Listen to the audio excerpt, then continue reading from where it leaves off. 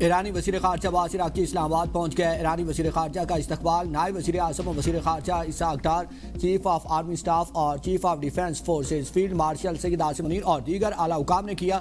ترجمان دفتر خارجہ کے مطابق دورے کے دوران ایرانی وزیر خارجہ پاکستان کی اعلیٰ قیادت سے ملاقاتیں کریں گے، جن میں خطے کی تازہ ترین صورتحال اور علاقائی امن و استحکام کے لیے جاری کوششوں پر تبادلہ خیال کیا جائے گا۔ روانگی سے قبل اپنے بیان میں عباس عراقچی نے کہا کہ وہ اسلام آباد، مسقط اور ماسکو کے بروقت دورے پر روانہ ہو رہے ہیں، جہاں وہ شراکت دار ممالک کے ساتھ دو طرفہ تعلقات پر قریبی مشاورت کریں گے۔ ان دوروں کا مقصد خطے کی بدلتی ہوئی صورتحال پر تبادلہ خیال کرنا بھی ہے، جبکہ ہمسایہ ممالک ایران کی اولین ترجیح ہیں۔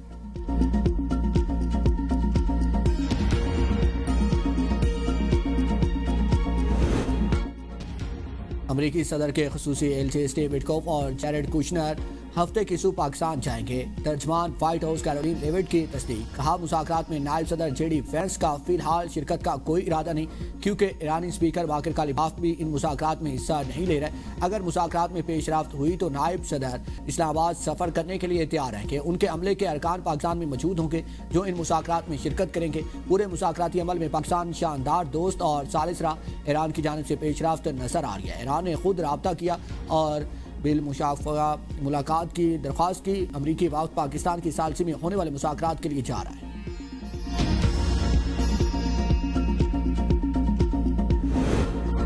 مہنگائی کے ستائے عوام پر پھر پیٹرول بم گرا دیا گیا۔ پیٹرول کی قیمت میں 26 روپے 77 پیسے فی لیٹر اضافہ۔ پیٹرول کی نئی قیمت 393 روپے 35 پیسے ہو گئی۔ ہائی سپیڈ ڈیزل کی قیمت میں 26 روپے 77 پیسے فی لیٹر اضافہ۔ ہائی سپیڈ ڈیزل کی نئی قیمت 380 روپے 19 پیسے ہو گئی۔ قیمتوں میں اضافے کا نوٹیفیکیشن جاری۔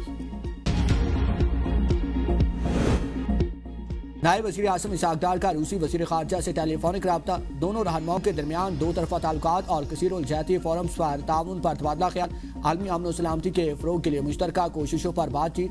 روسی وزیر خارجہ کی ایران اور امریکہ کے درمیان مذاکرات میں پاکستان کے تعمیری کردار کی تعریف۔ اسحاق ڈار نے خطے میں مسائل کے حل کے لیے پاکستان کے مذاکرات اور سفارتکاری کے عزم کا اعادہ کیا۔ وزیر اعظم شہباز شریف کے دورہ روس کی نئی تاریخ باہمی سہولت سے طے کرنے پر اتفاق۔ نائب وزیر اعظم کی روسی وزیر خارجہ کو پاکستان کے دورے کی دعوت، دونوں ممالک کے درمیان اعلیٰ سطح روابط جاری رکھنے پر اتفاق۔ نائب وزیر اعظم و وزیر خارجہ سینیٹر محمد اسحاق ڈار کی زیر صدارت دفتر خارجہ میں اہم اجلاس، خطے اور عالمی سطح پر بدلتی صورتحال کا تفصیلی جائزہ لیا گیا۔ اسحاق ڈار کی تمام ترجیح امور پر فعال اور مسلسل سفارتی رابطے جاری رکھنے پر ہدایت۔ پاکستان کی سفارتی حکمت عملی کو مزید مؤثر بنانے کے لیے مربوط اقدامات پر بھی غور کیا گیا۔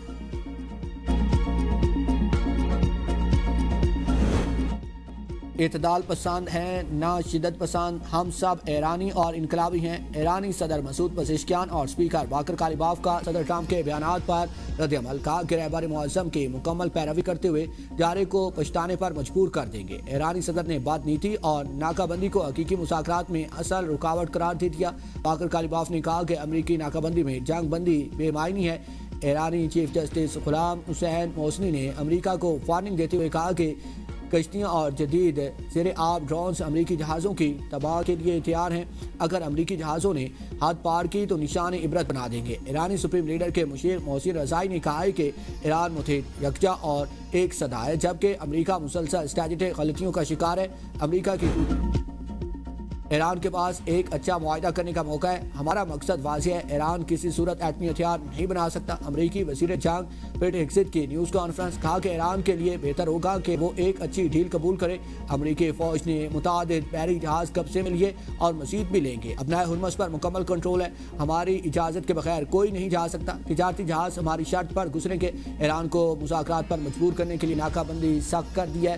چند دنوں میں ایک اور طیارہ بردار جہاز خلیج عمان پہنچ جائے گا۔ پاسداران انقلاب بحری قزاقوں کی طرح اقدامات کر رہے ہیں۔ ایران نے جو جہاز پکڑے ہیں وہ امریکہ یا اسرائیل کے نہیں ہیں۔ یورپ اور ایشیا نے دہائیوں تک امریکی سیکیورٹی سے فائدہ اٹھایا، تاہم اب مفت فائدہ اٹھانے کا وقت ختم ہو چکا ہے اور اتحادیوں کو اپنی ذمہ داریاں خود بھی نبھانا ہوگی۔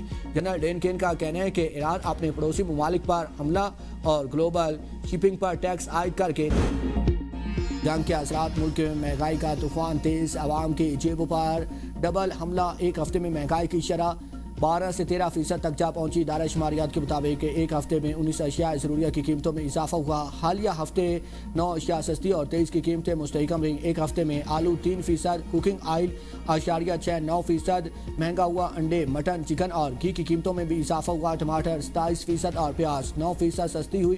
ڈیزل، LPG، آٹے اور چینی کی قیمتوں میں بھی کمی ہوئی۔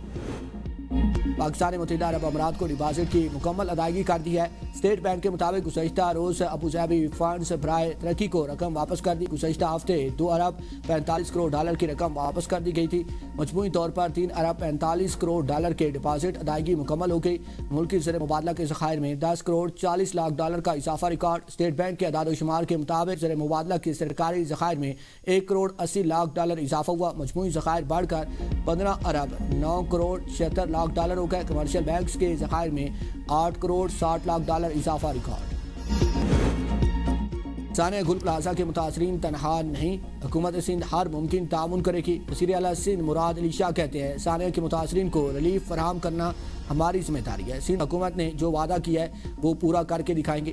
سندھ حکومت پلازا کی دوبارہ تعمیر کا وعدہ پورا کرے گی۔ اتنی دکانیں بنے گی جتنی پہلے تھی، کسی کو ناجائز فائدہ نہیں اٹھانے دیں گے۔ جوڈیشل رپورٹ کے مطابق ذمہ داروں کو انصاف کے کٹہرے میں لائیں گے۔ ثانیہ گل پلازا میں لوگوں کی ساری زندگی کی کمائی ختم ہو گئی۔ 63 کیسز میں ادائیگی ہو چکی ہے۔ ہر خاندان کو 5 لاکھ روپے دیں گے۔ 4 سے 5 متاثرین کا ابھی تک معلوم نہیں ہو سکا۔ حکومت نے ترقیاتی کام جاری رکھنے کا اعلان کر دیا ہے۔ وعدے کے مطابق فیکٹریز کی بحالی کا عمل جاری رہے گا۔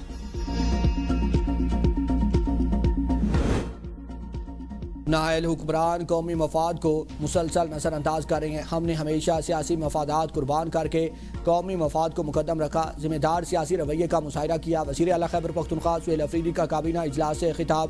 کہا پاکستان کو امن اور مذاکرات کے کردار پر عالمی پذیرائی ملی۔ ہماری PTI 24 سال سے اسی پالیسی کے داعی رہی ہیں، ہمیشہ مذاکرات اور امن کو ترجیح دی گی۔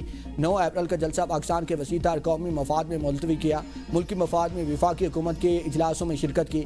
مسلط شدہ حکمران صرف اپنی انا کی تسکین اور ذاتی مفادات کو ترجیح دے رہے ہیں۔ موجودہ رویہ برقرار رہا تو وفاق کے ساتھ عدم تعاون اور بائیکاٹ کی پالیسی اختیار کی جائے گی۔ کابینہ اجلاس میں اسپیکر اور deputy speaker Khyber Pakhtunkhwa assembly کے مراحل سے متعلق مجوزہ قانون میں رد و بدل کرنے کا فیصلہ۔ وزیر اعلیٰ کی ہدایت پر اسپیکر اور ڈپٹی اسپیکر کی تنخواہوں اور استحقاق ایکٹ سے